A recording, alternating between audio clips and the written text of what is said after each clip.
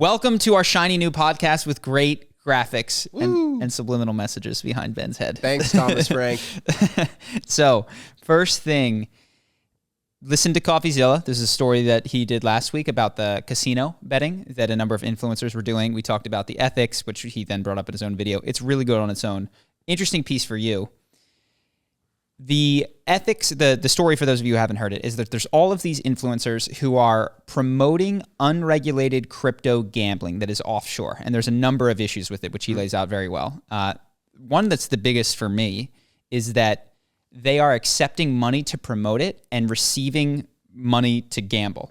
So they're actually not risking anything. Sure. So the ups and the downs are a joke because they're actually just making money the whole time. The second one is that little kids can do it because it's totally unregulated. Yeah. And the third, which I didn't know, is that casinos have a process by which you can self-exclude. So you can say, hey, I am a gambling addict. I have a problem. Please do not let me gamble at your casino. And they will actually take your information and not let you. These casinos do not have that option. The thing that I didn't consider, and I mentioned this, and I think I was right, is that he talks to the guy who he kind of exposed as doing it. And he seems to feel bad about getting caught. And he says, what do I have to do to make this right with you? Which is, there's just the moral understanding. And he says, I've never actually thought about this before. No one in my circle ever said that this wasn't a good thing to do. And I genuinely believe that. It didn't occur to him that he was doing something wrong. Correct. Until the CoffeeZilla video. Yes. And even his sense of wrong is it was, what do I have to do to make this right with you, CoffeeZilla? And not, what do I have to do to undo the harm that I've caused my fans and my audience? Which is send them the money that you made. You know what I mean? Which nobody suggested, but it's... take all the money you made from this thing and distribute it to the people who lost money because they were following your recommendation. Yeah, because you... and that still won't make them whole, by the way, because they probably lost way more money than you got paid. But at least you're not profiting off their losses, and they're a little bit mitigated from the harm that following you caused them. There's a lot of things, and what I found most interesting, typical, and not exceptional was that there's people's understanding, and sometimes my own, of morality is just what'll get me accepted by the group. What'll make the punishment go away for this. And I genuinely believe people want to make the punishment go away and can be made to feel bad and guilty about things. But there is such a almost non-existent instinct of have I caused harm? How do I undo that harm? Which is not, you can solicit other people's advice on it, but it's not about clearing you in the mind of some third-party judge, arbiter who's going to uncancel you. It's about just trying to rectify what you've done. And I just found it fascinating because I totally believed him, A, that nobody said anything, B, that he'd never thought about it before, and C, that he wasn't being guided by some sort of internal moral compass that was anything larger than what is happening around me, what is acceptable. It wasn't an epiphany of I should try to undo this harm. Yes. Yeah, man, there's just, this is actually something that I want to talk about. If nothing comes up for you here, you did the Sociopath video lately, which I'm sure there's some links between that. I actually didn't watch your video, so you could tell me what makes a sociopath. Sure. But I'm sure one of the things is disregard for harming others. Well, this is the thing. I actually believe this. Logan Paul said this when they were doing the video about Jake, and if Jake is a sociopath. I think it's a spectrum. I think that the actual diagnosable sociopaths and psychopaths are very far down the spectrum. I don't think it's close, if that makes sense, between a normal person who has some tendencies like this versus a diagnosed antisocial personality disorder person. I think they're leagues ahead in a way that is meaningful. But I think everybody has areas where they lack empathy, and that's the defining symptom of being a sociopath, is that you can't empathize with other people's pain and sadness. And we all have some degree of that. We buy iPhones that children in mines get, or we buy clothes from Nike. If you live in a city, you walk past homeless people. Yeah. And so I think if you can feel empathy, strong empathy for anybody, basically that eliminates you from being diagnosably ASPD. But we all have that lack of empathy for somebody. And it just depends who you are in terms of how that shakes out. But I think society tells you which people you can ignore. I think it's very common if you're raised in a place that says you don't need to have empathy for this certain class of people. Very few people extend that group empathy. So Yeah, and it seems that one of that biggest groups is like people that you have a difficult time seeing or imagining. You know. Being far away from you. Yeah. But I mean, people can walk past Skid Row every day and not mind, and those people are 10 yards away. Yeah. So I didn't watch the video, and I think the spectrum thing is definitely true. I'm sure that you could take and people have done this. They like apply the ASPD traits to the American society at large, and are like, disregard feelings of other people. Here's what I'm saying. This person, you're saying in this instance had a sociopathic moment with their audience where they didn't have empathy for the pain they were causing. But I'm saying if they then find out that a friend's dad died and get teared up at the thought of the pain that person's going through, they're automatically not actually a sociopath. I think people are very quick to be like, oh, how could you possibly do that to this one person? You must be a sociopath. But if you can have strong empathy for anyone, then you're not technically. Well, I guess what I'm saying is even like we're starting from the presupposition that there are sociopaths and that is a useful definition. And I think in some contexts it is when you're trying to convince someone of the severity of their inability to fit in with society. I guess what I come back to is like all of these diagnoses and all of morality is just totally relative to your surrounding, such that in 200 years, we're all going to be diagnosable sociopaths or whatever they call it. ASPDs, it'll have evolved by then. And, I guess in watching this, I was just very struck. Sorry, I actually don't know that I believe that. Do you want to dive into that? That we will all be diagnosed as sociopaths? Yeah, I'll bet against that. Okay, so take the things that a lack of empathy. What are some of the other traits? So you did the video. Well, so there's symptoms and signs. So like the biggest symptom is that you can't empathize with other people, and the signs are that you don't feel bad about manipulating them. You're more likely to look at people and weigh what you can get from them instead of having a relationship that's more based on, that's based on anything besides basically what they can get you in the moment. And you don't really have an internal guilt. You don't have an internal sense of hurting this person has made me feel bad. So everything that you do on a logical basis, because not every sociopath is a bad person, but they have a logical front brain understanding of right and wrong that guides them without any feeling of like, ooh, I'm hurting that you're hurting.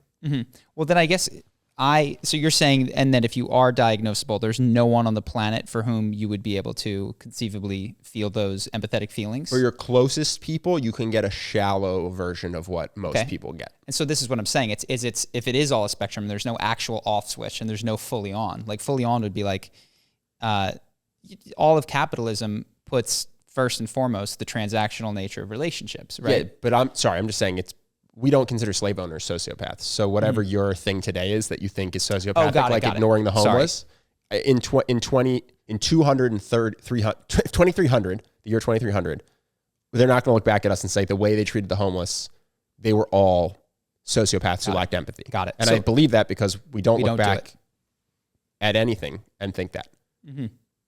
Yes. So it sounds like what we basically do is we take the bottom 5-10% of empathy in society or concern for other people, and we categorize that as diagnosable. Yeah, and maybe I'm not explaining this well, but it's a long tail. So the difference in the amount of empathy felt by those people is drastic compared to the other 95%.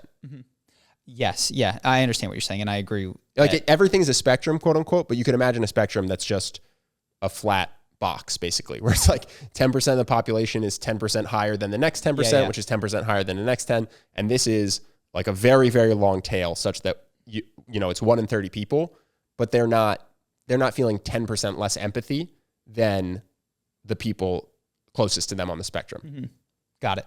I understand. I think I suppose the things that I just react to in the comments is, there's a tendency to go, that's a sociopath, and therefore I am not. You know what I mean? Which is not at all what you were suggesting. I sense that. I see it. There's this, we like to know the labels of bad things so that we can find other people that are those things, pretend that the world is a binary on-off switch of which we do not have that bad thing. And I've heard when people use the term psychopath or sociopath, that seems to be the connotation that sometimes comes behind it. Not necessarily that that's what you were doing at all in your breakdown.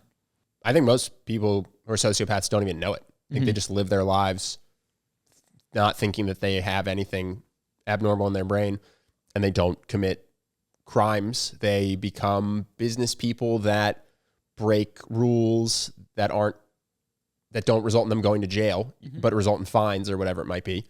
And sometimes become very high-powered lawyers or business people. Like they're successful and cutthroat, but they're not necessarily thought of as non-neurotypical. Yeah, and I think bringing it back to this casino gambling, I don't think anybody's going to accuse these people of being sociopaths, because that's like standard 2021 money-driven. Don't think about the consequences. And I think you could make an argument that behavior belongs farther on the one side of the spectrum, because it is so. I don't think it would take a lot of consideration to imagine the harm that you're causing other people.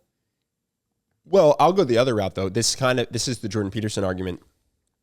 If you were in Nazi Germany, you'd probably be a Nazi. Sure. If everyone in their friend group is saying this isn't immoral, I actually think no. I think the normal human thing is to not have a strong internal compass of right and wrong. And so this guy doing this, to me, just indicate anything except for that he might, well, I don't even want to say, I don't want to bad about the guy. A lot of people in Nazi Germany became Nazis. Let's just put it that way. And it took a very rare person to hide Jews in the attic and risk your own life because you thought what's happening was wrong.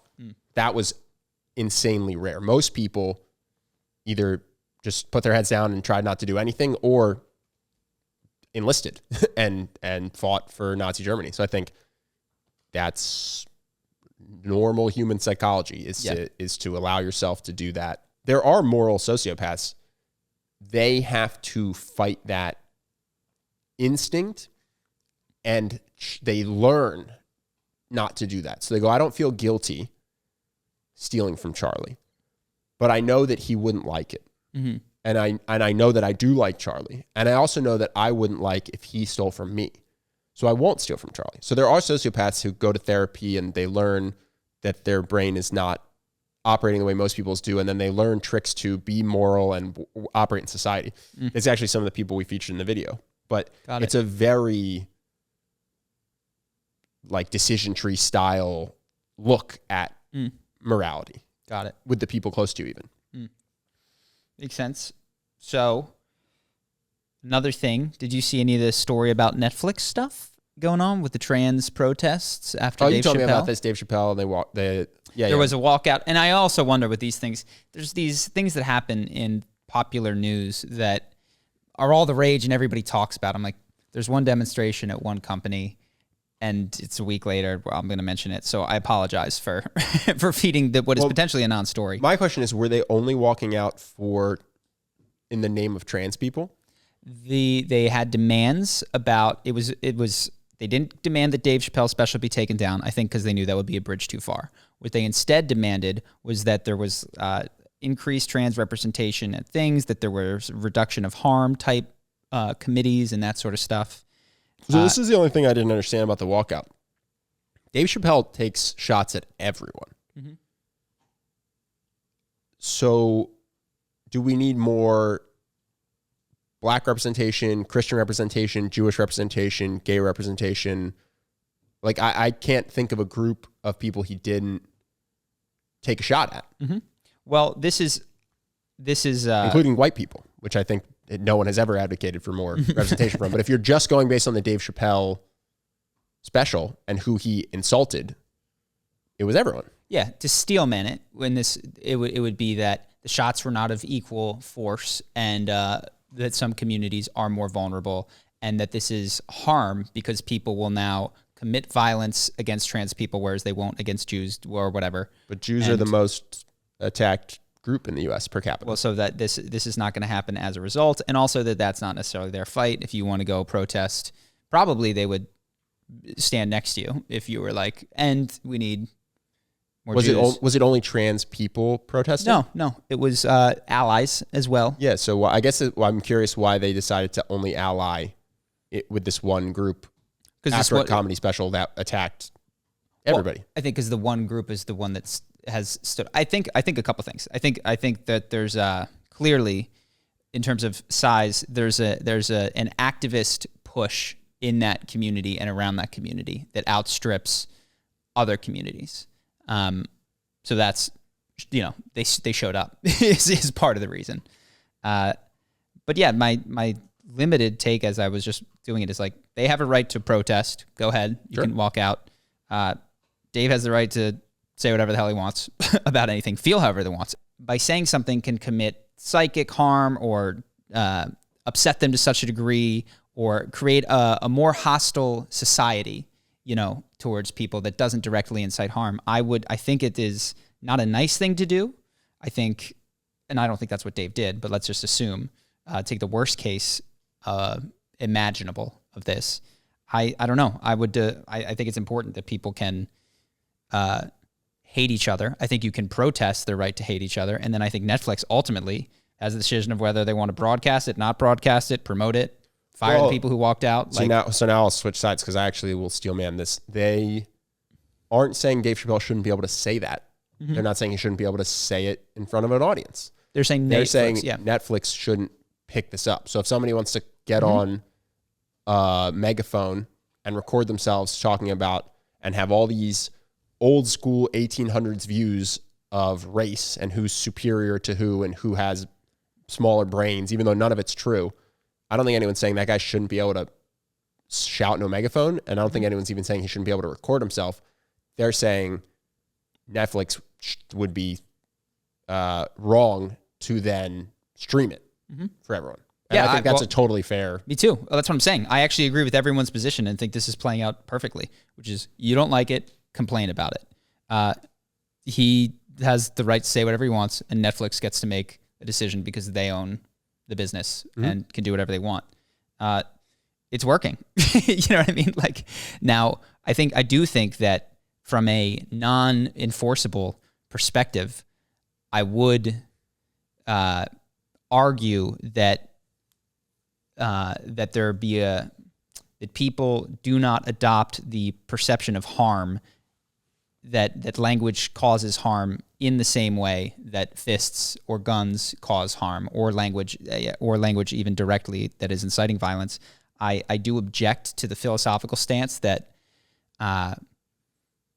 this is akin to an attack, like a physical attack, which I think is part of the philosophical undergirding of this perspective. Sure. I disagree with it, but part of that is they're allowed to have that perspective, sure.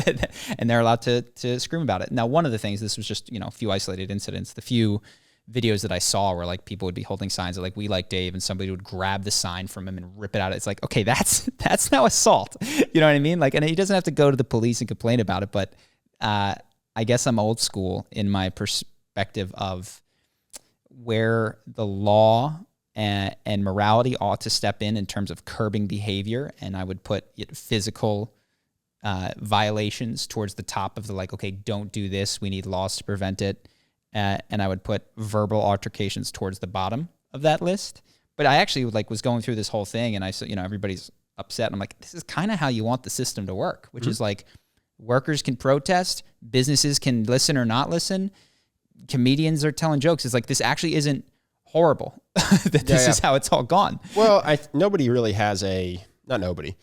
It is interesting to see that some people think that walkout is totally fine, but then are flabbergasted at a vaccine mandate walkout.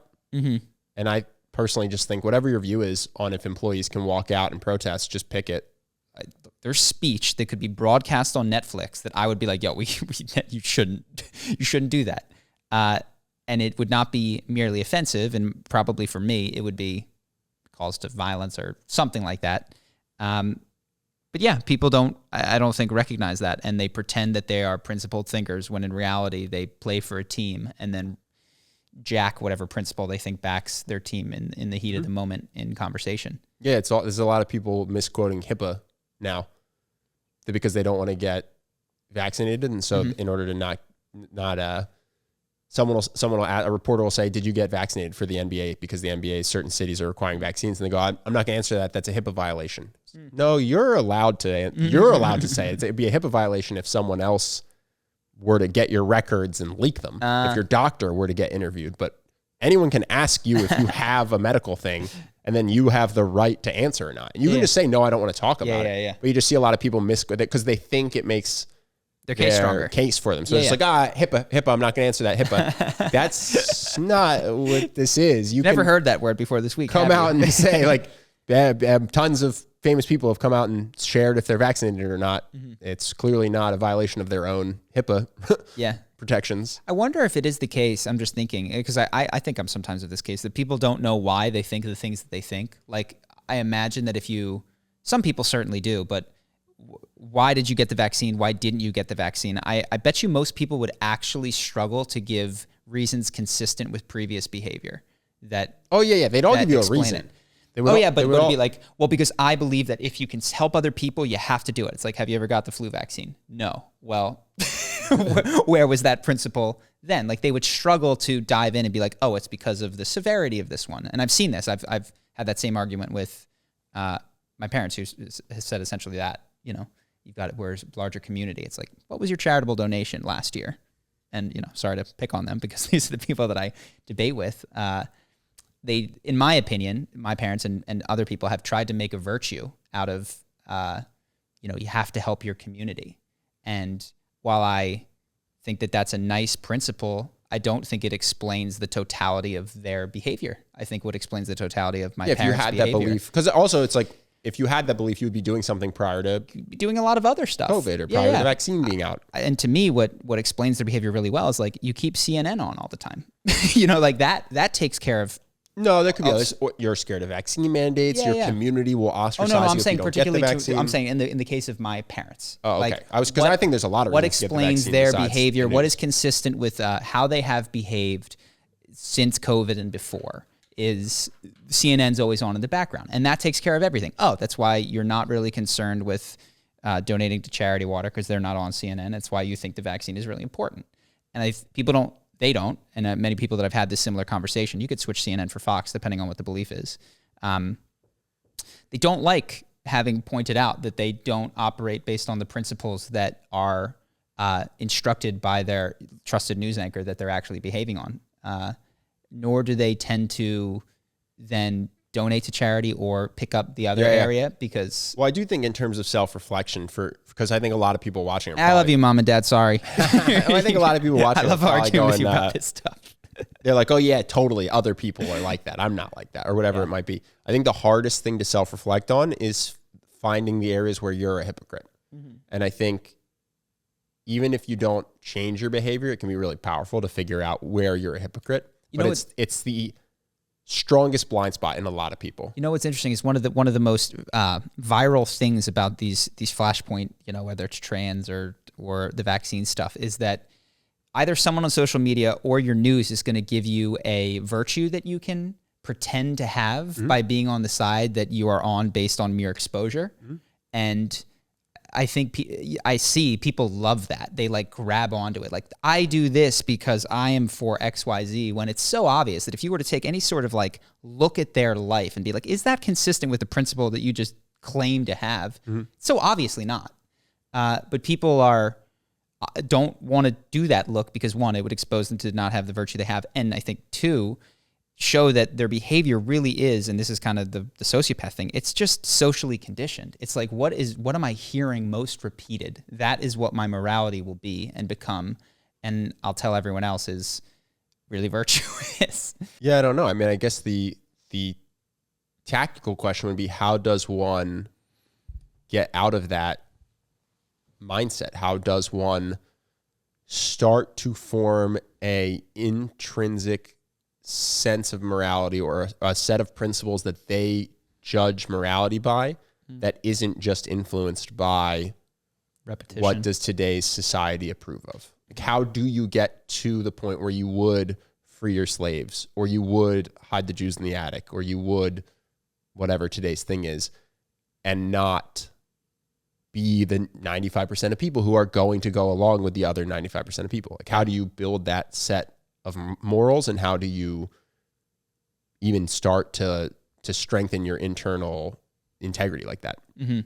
You've identified a couple points. We talked about how it's dependent on what's going on around you, but there's this time frame thing, which is like, even if I can imagine this is one of, I suppose what you want to do is extend your time frame, even though it gets hard. But if you're like, oh no, anytime I make my child cry, I'm being a bad parent. So it's like you just become totally permissive, right? Yeah. But if you have a short time frame because you think you're going to die tomorrow, because you think, and you might, because you don't have enough food or whatever, that's going to dramatically affect your sense of right and wrong in any given context. And so like, fuck humanity in 1,000 years, like send me food or medical supplies or something like that, or send that to other people. And if that's your background, that's probably where you tilt towards. And again, it comes down to scarcity. The fact that we don't have enough to do everything. Mm-hmm. You know, we don't have enough to like do interstellar space travel and take care of every human and do all of this. Even in, and I include in that, some people will push back and say, no, with capitalism, if you just took away from the rich people, but it's like, we don't have enough for everybody to be totally fulfilled with their money. And, you know, not everybody can be rich, happy, etc. So hopefully technology makes that go away and psychedelics make that reduce, and everybody has enough always in the near future. I think sometimes it can be confused in the media how much cash someone has versus how much wealth someone has. And so, you know, Elon Musk, for instance, everyone's like, it's so ridiculous how much wealth Elon has. But he actually, when he was starting Tesla, was on the verge of bankruptcy with Tesla multiple times, putting in his own money to keep it going. And then Tesla was successful and he started SpaceX. And then again, SpaceX was one launch away from failing as he was putting his own money in.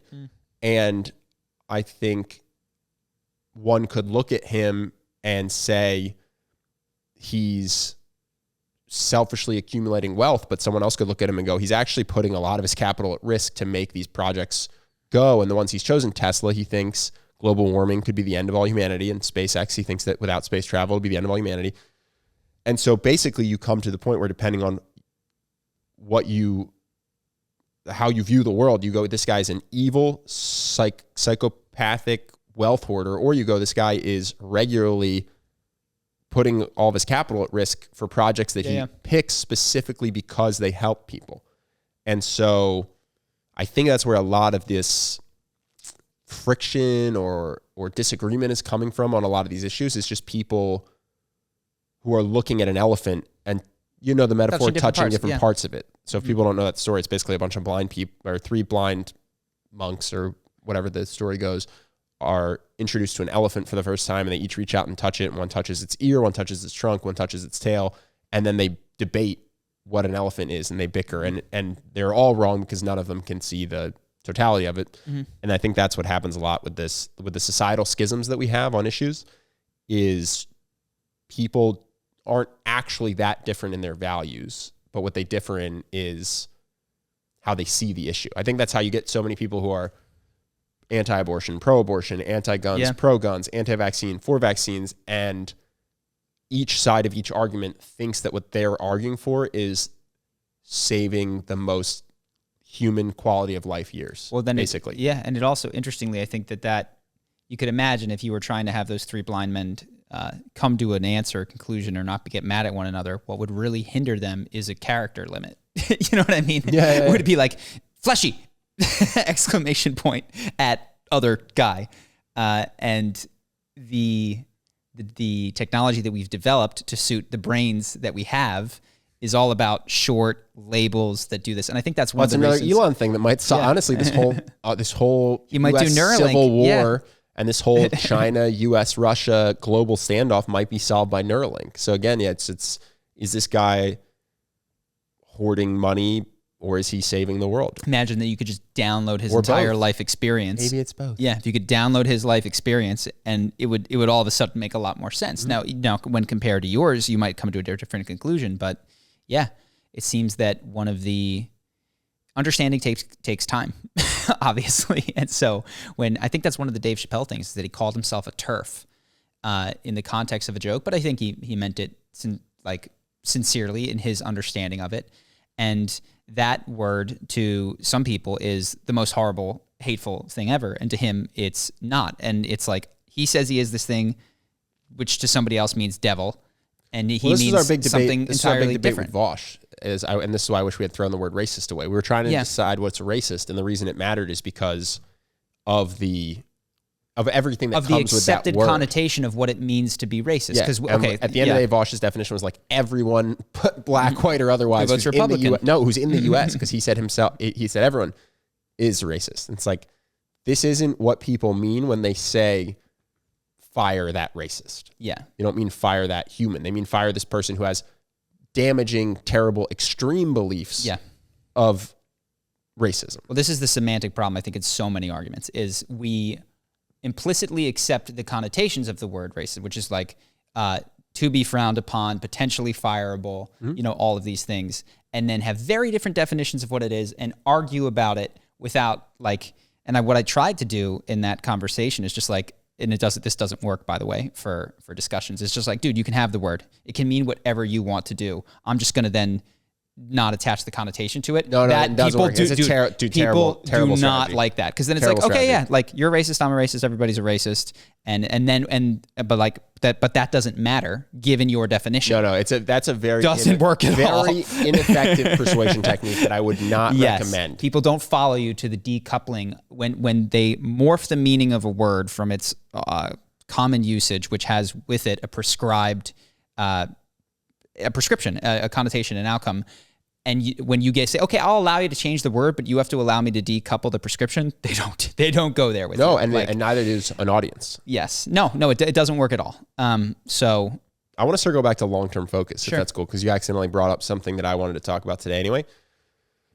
We were talking about the key to personal development a while ago, according to Naval Ravikant, is just the ability to zoom out and look long-term. And then very recently, actually, you came to a business conclusion for running our businesses that was the same. And you didn't tie it to Naval at all, but you just were talking about, I've been studying Alex Hormozy and I've been studying all these successful people in business.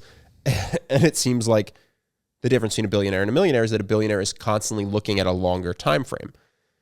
And I just think that's interesting. So the key to success in business, the key to personal development. So how do you cultivate a long-term focus? Because apparently it's the key to success in everything.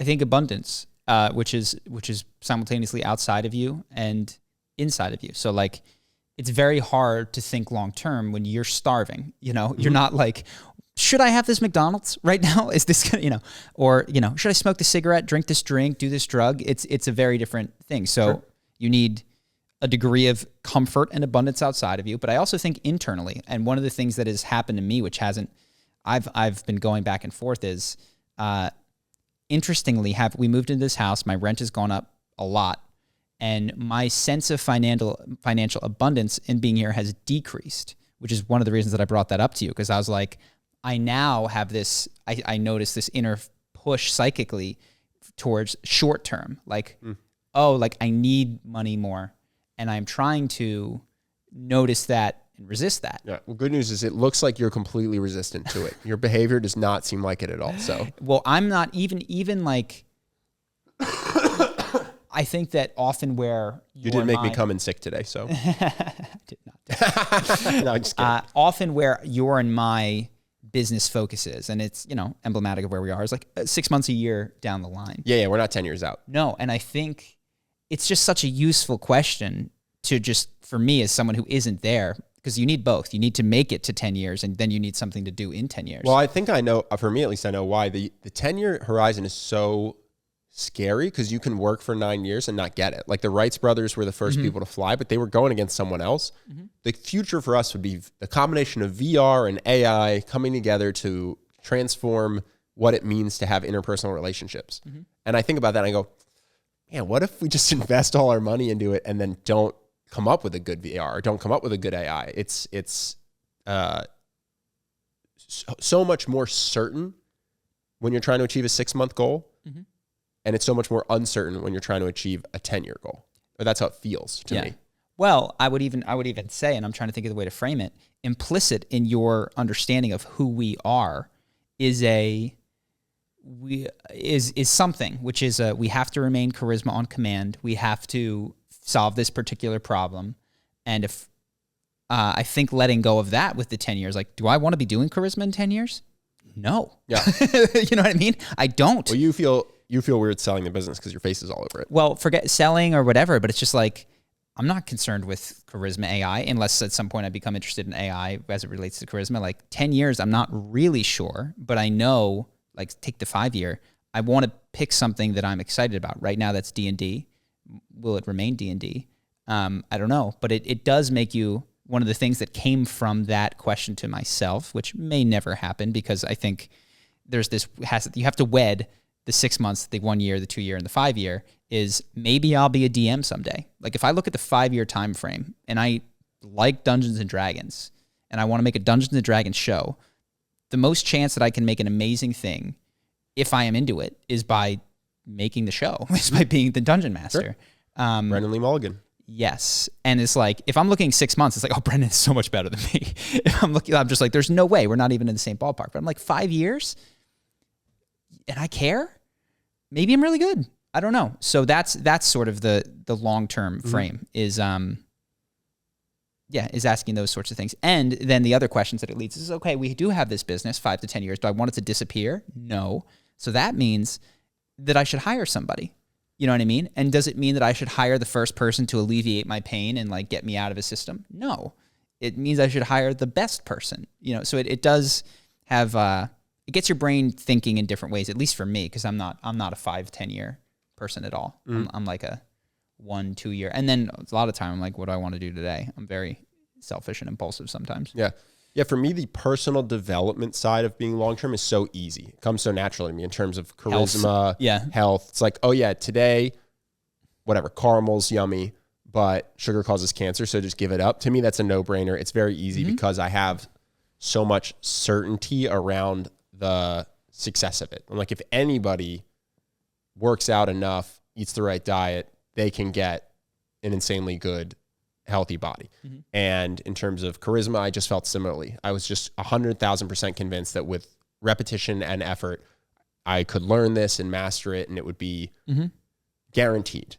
And so that stuff is easy for me, where some people feel the opposite. Some people have such a struggle to stick with the personal development side because they don't believe it. But they believe in the business side. So you see all these obese, successful CEOs because they felt sticking with their business was the obvious, this is going to work thing.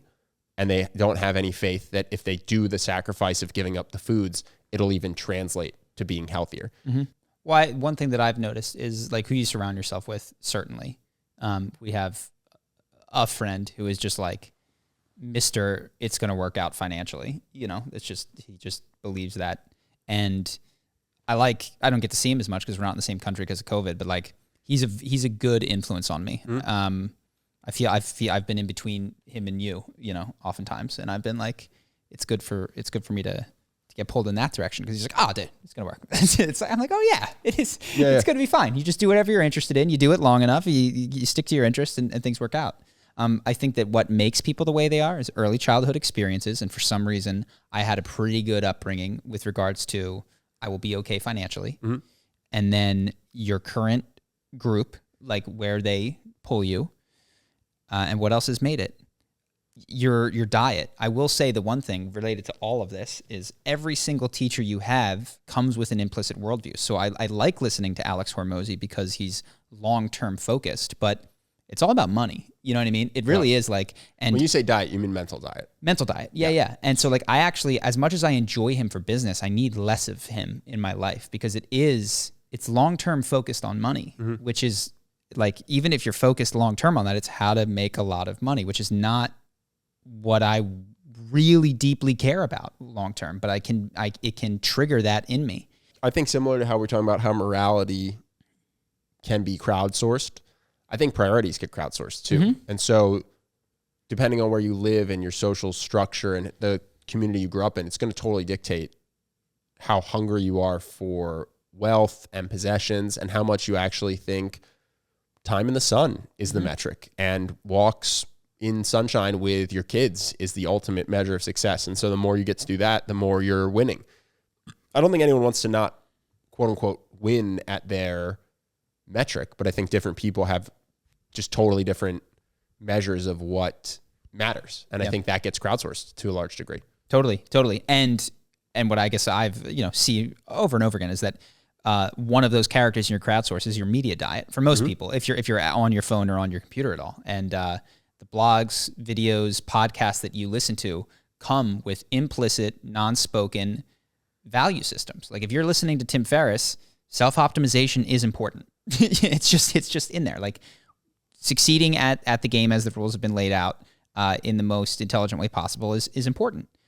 People who have achieved what most people would consider enlightenment are probably the quietest voices, because they don't think it's super important how quickly you get there, or if you get there at all, because you're on your path, if that makes sense. So if you think everything's perfect, why? If you think fitness matters, and you were heavy set and now you're jacked, and it's changed your life, that's your religion. You're going to be evangelical. If you grew up poor, you started a business, now you're successful, you're going to be evangelical about the importance of entrepreneurship. You're going to want to go out and virtually go door to door knocking, saying, hey, you got to do this. You got to get in shape. You got to build wealth. It's the religion you should pursue. And if you're the guy that's achieved what most people would consider enlightenment, you're not going to go door to door. And what that means is the people who are probably not actually what most people would consider to be enlightened. The people who are trying to spread that message, but are extremely concerned with subscriber count, view count, growth over time, month to month KPIs. It's like, well, I don't think you're like really fully living necessarily that feeling.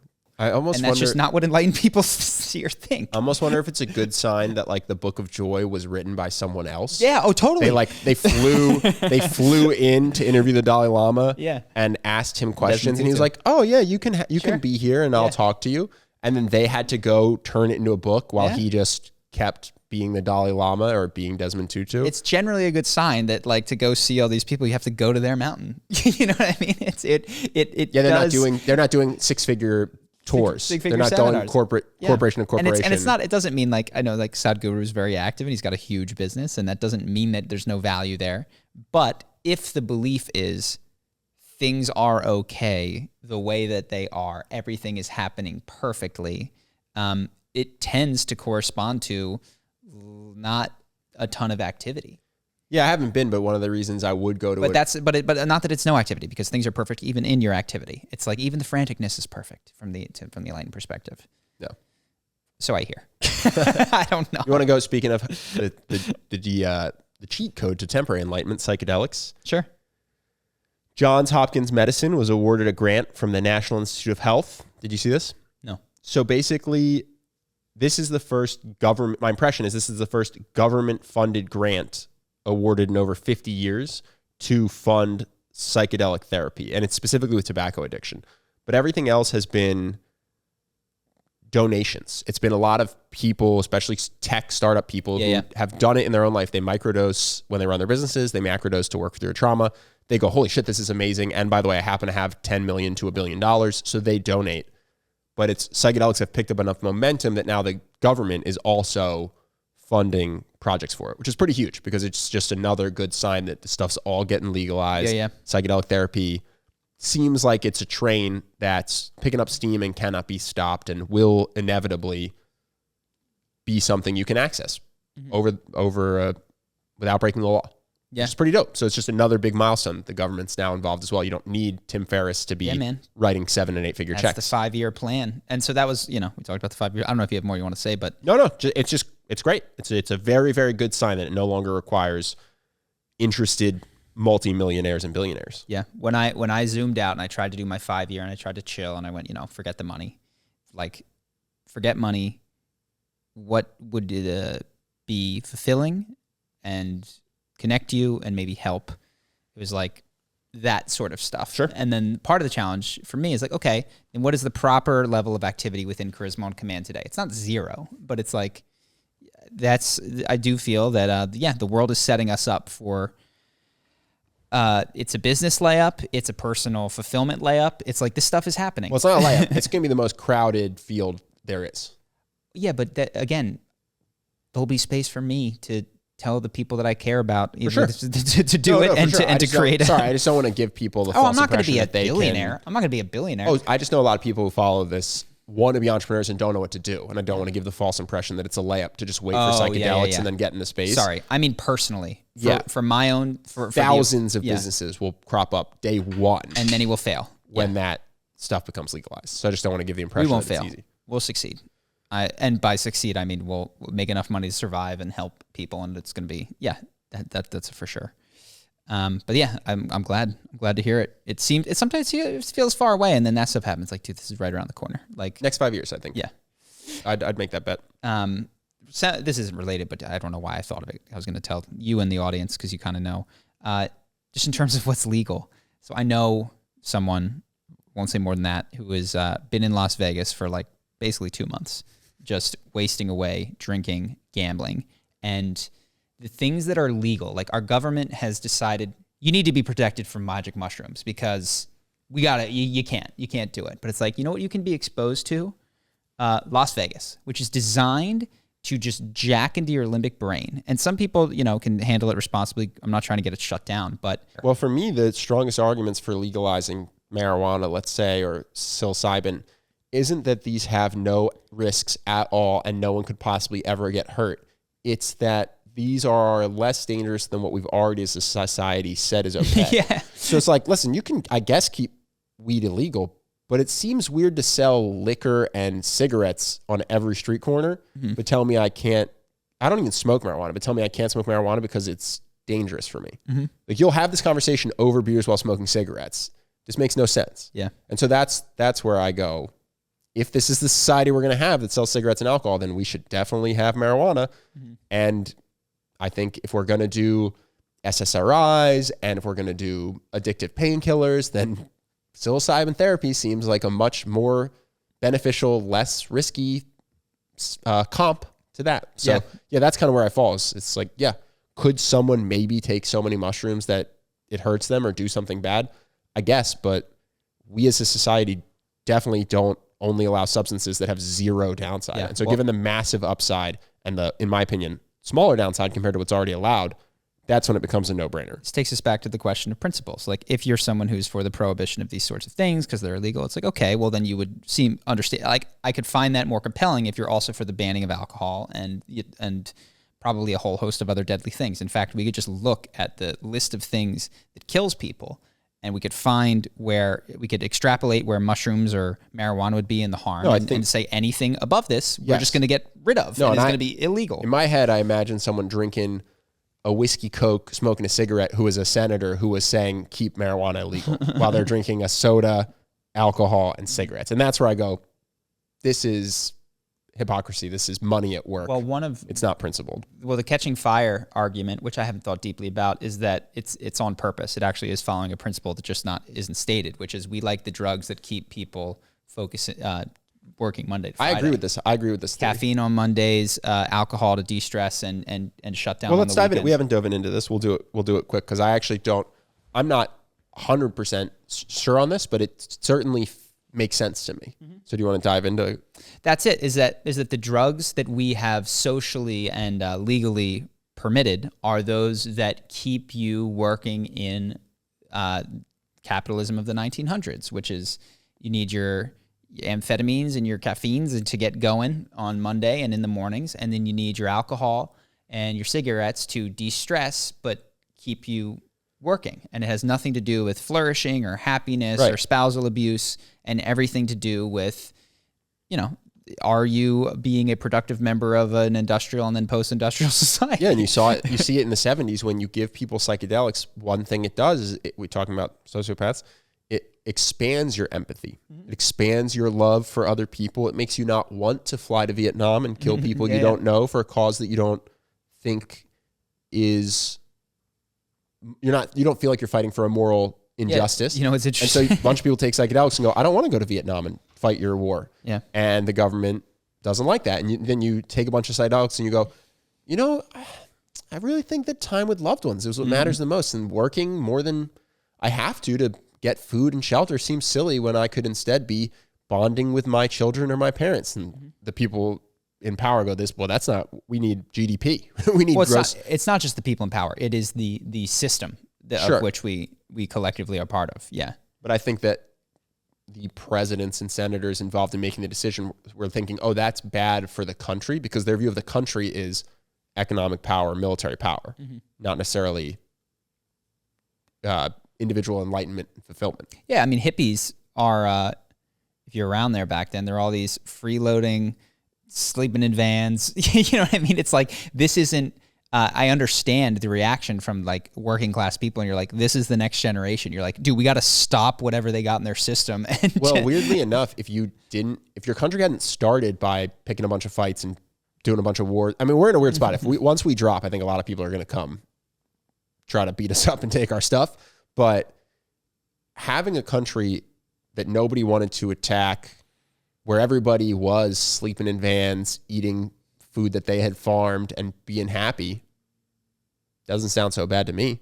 Yeah, but who knows how long that lasts, of course. I mean, I think I don't want to not give defensiveness and economics its due in a dog-eat-dog world, which is like you need a critical mass of people in the country and the world. Well, that's why I think to be non-selfishly. Sorry, this is why I think oriented. it works for Costa Rica and Scandinavian countries. Is because they are small enough to be left alone, and they basically just ally with a big power. No, I think this is why I think it won't work for the U.S. Because if the U.S. did this, we would just have military consequences. I think too shiny. What we got going on over here, maybe. And we've been too involved. I think you can't just like beat everybody up with a stick and then be like, I don't want to do this anymore. We're done. We've learned. Isn't that the ultimate? Oh man, what was the? Oh, there's some movie or TV show where that's basically the punchline, is that you can't try to opt out after having lived a violent life, because your violent life comes knocking on your door. Oh, I feel like that's so many. Yeah. I don't know which one you're talking about, but I know the trope. Yeah, that's kind of where the U.S. is. It's like, even if we realize the error of our ways.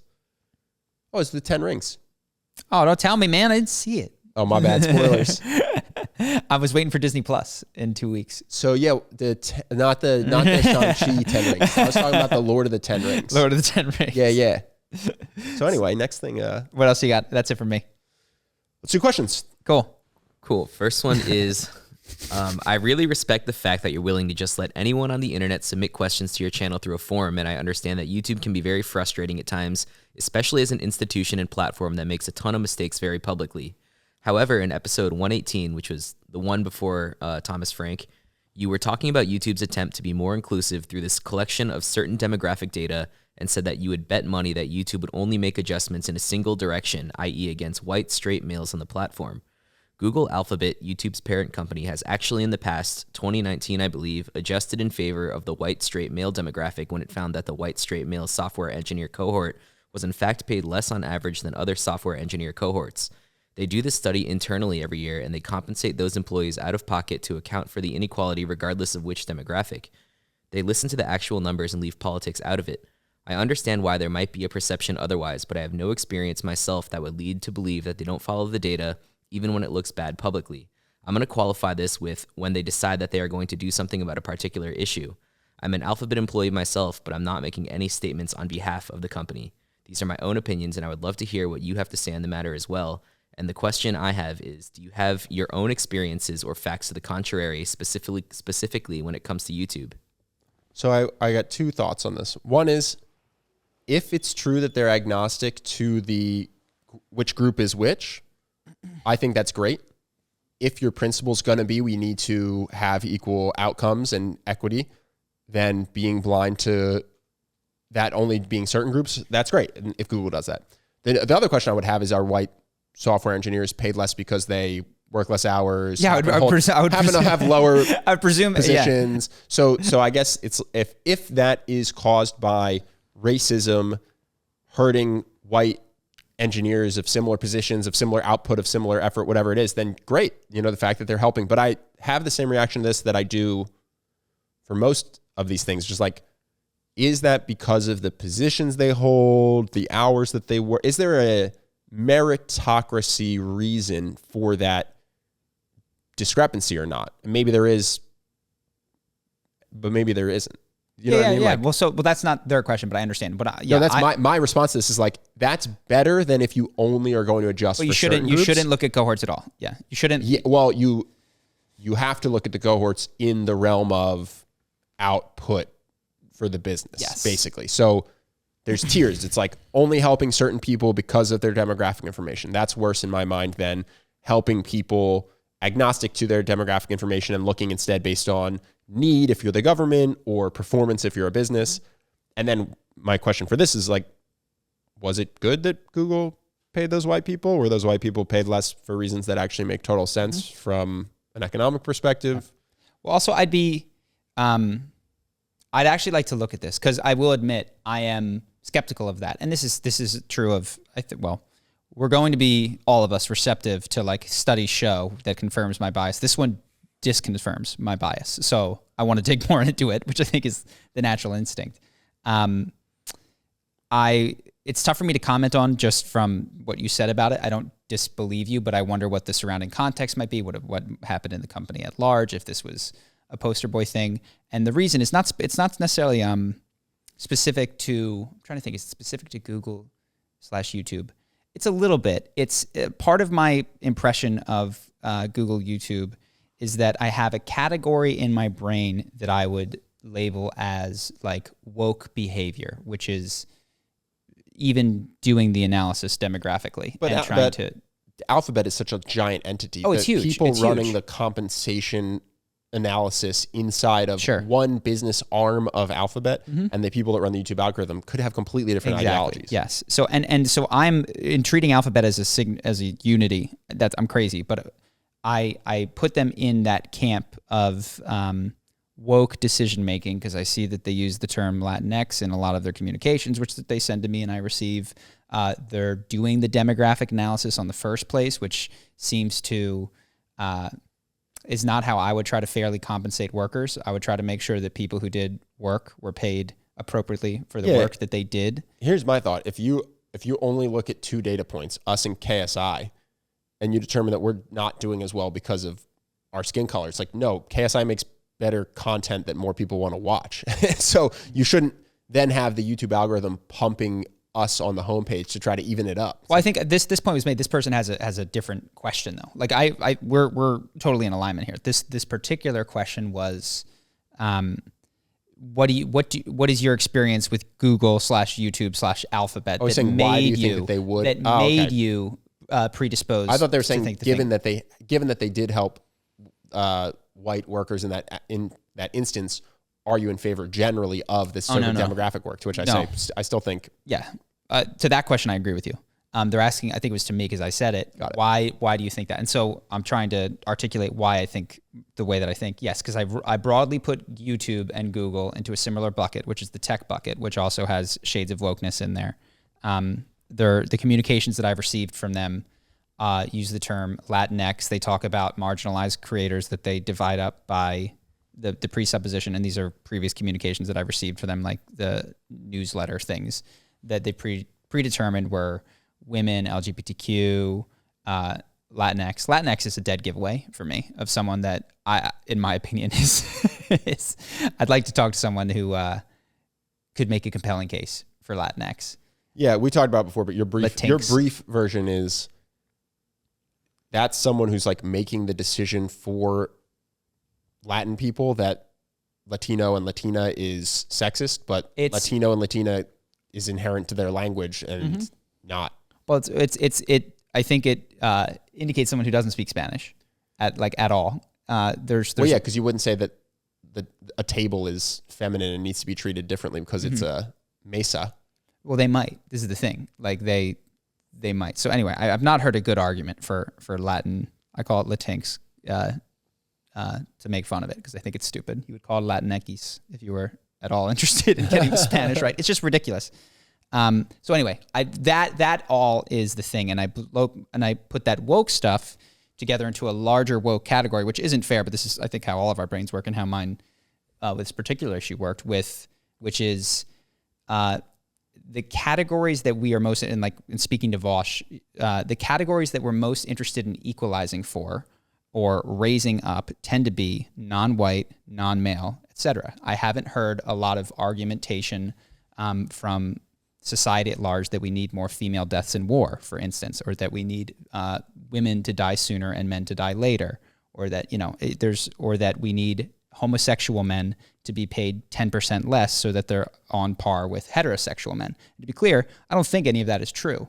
When Joe Biden, and I'm talking about the larger woke thing, released the White House thing of like, here's how much, white men make $1, white women make 91 cents, they neglected to put on the top of that little chart they had was $1, but they neglected Asian men who make $1.05. They just left it off the chart. And so I also think Indian Americans would be above the chart as well. Yeah. It's not specific necessarily to Google. There's a larger category of woke that I am making assumptions about them and connecting them to, which is why I have that impression. But he'll eat his words if YouTube makes a public statement saying that they're gonna start giving extra pushes to all the white cis men. I'll be super disappointed if they do, honestly. But you'll also have to eat crow in your prediction. I'll be skeptical that it's not a token thing for a much larger agenda of everything else. So, but anyways, so I hope that it's just make an algorithm that promotes content that people want to watch. Yes, I agree. That seems to be the case. And don't ask for demographically defining information, and don't scan for it. Anymore that we would want to scan for, like, oh wow, if we found out that blue-eyed people are making 10% more than brown-eyed people, and we gave brown-eyed people a 10% raise, I think that would be bad. We've talked about this stuff at length, and so I know that I'm not closing the loop on every single expected rebuttal to that, because I know what comes after that. But rather than argue with a phantom in my head, I'll just answer your question there and say that's why I think the things that I think. Cool. Let's do one more. So about 3 years ago, I became really interested in a girl I was friends with, so I asked her out and we went on one date. She ended up rejecting me, which hurt at the time, but I got over it. We've remained friends ever since, but I'm unfortunately finding myself having feelings for her again. I don't know if I'm deluding myself or not, but sometimes I feel like she feels the same way about me and that neither of us will say anything out of fear of losing the friendship. It's probably a cliche question, but is there a good way to find out how she feels without risking compromising the friendship? I feel like once every 3 years, you're allowed to take the temperature again. Yeah. I don't think that would hurt so much. Yeah, I think that's fine. I also, not being there, I can't tell you if I were watching. My inclination is that, I'm sorry, I don't want to salt this, that probably it hasn't changed, because that's rare that people go from not interested to interested. In fact, what is, like, for better or worse, far more common is in the first 20 seconds they make a decision that remains for a long time. Or if you our friends disappear, come back. I can think of someone. It was only 1 year, but there was someone I was interested in freshman year, and then I left for 3 months, put on 40 pounds, totally different haircut, came back, and she was interested in being more than friends. But different haircut, baby. So it is possible, I guess. I don't want to rule out that you. But listen, he could have been 14 and now he's 17. Sure. You might have if you transformed over that period, more likely. But yeah, two things is, I think you're totally fine to. I'm probably biased by my own experience of being a late bloomer, but you're not being, I think, overly persistent by checking in every 3 years. It's okay for you to check in. Yeah, and be like, hey, just don't have any expectations. And know that we discussed this in the past, but it's getting some different vibes lately. What's your sense of this? And she goes, no. I'd be like, I have bad radar. Yeah, exactly. Just take it on the chin and laugh, and don't let it hurt the friendship. I have terrible radar. Yeah. Nice. Cool. Is that it? Yep. Let's hit the Patreon. We're going to hop over to patrons. If you guys want to check out the Patreon, we are discussing, Justin. We're going to talk about being more vulnerable in conversations, getting out of your own head, and then attraction standards in dating. Amongst 20 other things, because there's a lot of questions. So if you guys want to check that out, any amount will get you access to the second thing. Hope that you guys join. It helps us keep the podcast going, keeps money in Justin's pocket, food in his belly, heat in his house, all those sorts of things.